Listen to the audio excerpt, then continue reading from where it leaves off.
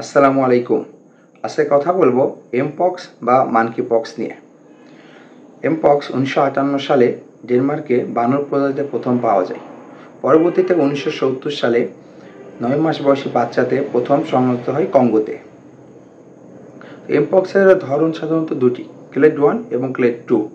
কিন্তু দেখা যায় 2022-23 সালে ক্লেড 2B দিয়ে বৈশ্বিক আউটব্রেক হয় এবং বর্তমানে আফ্রিকা, মধ্য আফ্রিকা সহ ইউরোপ ও এশিয়াতে, বিশেষ করে আমাদের দক্ষিণ এশিয়াতেও এই রোগটি এখন মহামারী আকারে ধারণ করতেছে। তো এখন বর্তমানে আমাদের সবার চিন্তার বিষয় এই এমপক্স বা মানকি পক্স।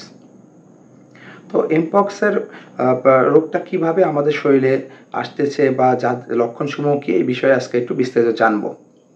তো এমপক্সের সাধারণত দেখা যায় যে 3 থেকে 17 দিনের মধ্যে এর লক্ষণ প্রকাশ পায় এবং 2 থেকে 3 সপ্তাহ এই লক্ষণটা আমাদের শরীরে থাকে এবং এই যে এর ফলে আমাদের শরীরে বা জ্বর বা হালকা ফুসকুড়ি ওঠে, মাংসপেশিতে ব্যথা, শরীর ব্যথা, মাথা ব্যথা, গলা ব্যথা, লিম্ফ নোডগুলো শরীরে ফুলে যায় এবং পরবর্তীতে শরীরে দেখা যায় যে অনেক বেশি র্যাশ উঠতেছে এবং গোটা গোটা পানির মতো জমতেছে।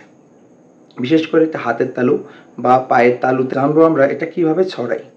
সাধারণত আক্রান্ত রোগীর সংস্পর্শে গেলে বা তার পাশে বসলে বা তার শরীরে চামড়ায় স্পর্শ লাগলে বা তাকে জড়িয়ে ধরলে বা তাকে চুমু দিলে এই রোগটা ছড়াতে পারে। হাসি কাশি বা থুতুর মাধ্যমে এই রোগটা ছড়াতে পারে। এছাড়া আক্রান্ত ব্যক্তির সাথে যৌন সম্পর্ক স্থাপন করলে বা আক্রান্ত ব্যক্তি যে বিছানা ব্যবহার করছে সেই বিছানা ব্যবহার করলেও এটা হতে পারে।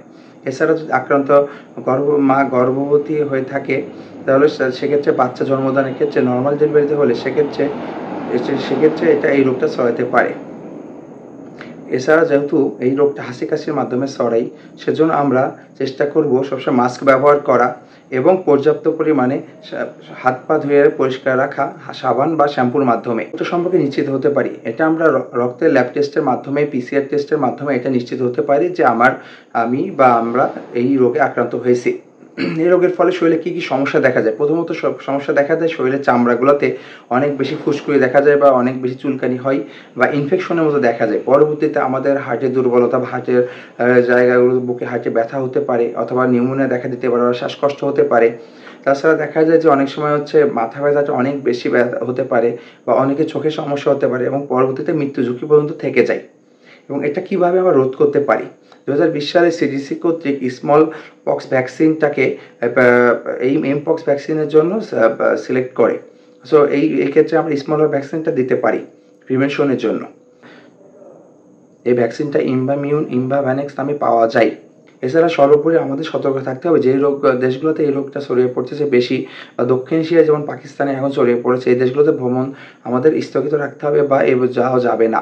যদি এর মধ্যে আমরা কেউ ভ্রমণ করে থাকি বা তার যদি উপযুক্ত কোনো লক্ষণ দেখা দেয় বা এরকম সংক্রামক দেখা যায়, তাহলে আমরা বাংলাদেশ সরকার কর্তৃক, স্বাস্থ্য অধিদপ্তর কর্তৃক একটি ইমার্জেন্সি সার্ভিসের ব্যবস্থা করা হয়েছে, সেই হটলাইনে যোগাযোগ করব। হটলাইন নাম্বারটি হচ্ছে 16263।